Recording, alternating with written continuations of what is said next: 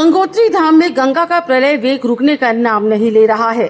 शुक्रवार से ही गंगा का जलस्तर बढ़ा हुआ है, जिससे गंगोत्री धाम के तमाम स्नान घाट पूरी तरह से तबाह हो गए हैं, जबकि भोजनालय भी गंगा के तेज बहाव की चपेट में आ चुके हैं।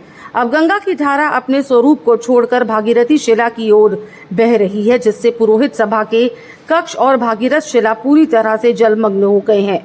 मां गंगा की तेज धारा देखकर यात्री भी दहशत में हैं। आपको बता दें कि इन दिनों कांवड़ यात्रा अपने चरम पर है। कांवड़िए गंगोत्री में गंगा जल भरने आ रही हैं, इसीलिए एहतियातन तौर पर प्रशासन ने घाटों पर एनडीआरएफ, एसडीआरएफ और पुलिसकर्मी तैनात कर दिए हैं।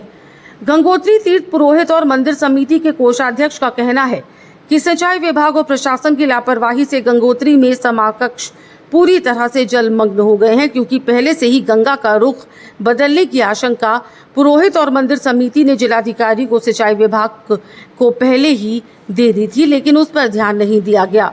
तीर्थ पुरोहितों की माने तो भागीरथी नदी का बढ़ा जलस्तर कहीं न कहीं बड़े संकेत की तरफ इशारा कर रहा है। अगर मां गंगा का जलस्तर कम नहीं हुआ तो ऐसे में गंगोत्री मंदिर को भी खतरा हो सकता है।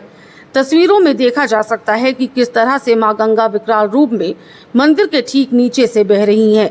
कुछ दुकानों की ओर से भी मां गंगा की धारा बह रही है। सभी घाट मां गंगा में डूबे नजर आते हैं। मां गंगा अमूमन जिस स्वरूप में बहती हैं उसे छोड़ चुकी हैं और इस वक्त सिर्फ मां गंगा का रौद्र रूप ही देखने को मिल रहा है। Bureau report, nation 1।